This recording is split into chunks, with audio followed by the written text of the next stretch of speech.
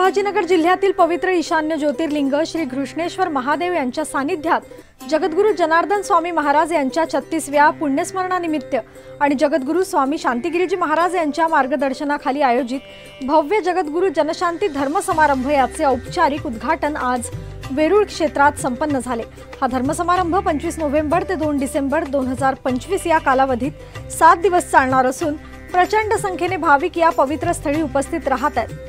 समारंभाचा शुभारंभ धर्मयोद्धा डॉक्टर सुरेश चव्हाणके आणि त्यांच्या धर्मपत्नी सौ माया चव्हाणके तसेच स्वच्छ भारत मिशनचे केंद्रीय प्रभारी शिवम मिश्रा आणि त्यांच्या धर्मपत्नी यांच्या शुभ हस्ते कलश पूजनाने झाला। यावेळी स्वामी वामदेव तीर्थ महाराज, महंत सेवागिरी महाराज, महंत जनेश्वरानंदजी महाराज, आमदार दिलीप काका बकनकर तसेच आश्रमातील सर्व संत मंडळींची प्रमुख उपस्थिती होती।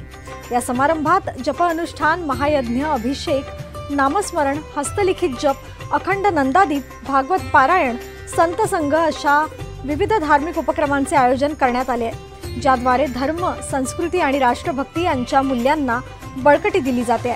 आणि या कार्यक्रमाचे आजचे सर्वात मोठे आकर्षण म्हणजे महाराष्ट्राचे मुख्यमंत्री देवेंद्र फडणवीस हे आज या कार्यक्रमात सहभागी झाले। कार्यकर्त्यांच्या उपस्थितीमुळे वेरूळ क्षेत्र सध्या उत्साहाने आणि आध्यात्मिक ऊर्जेने न्हाऊन निघाले।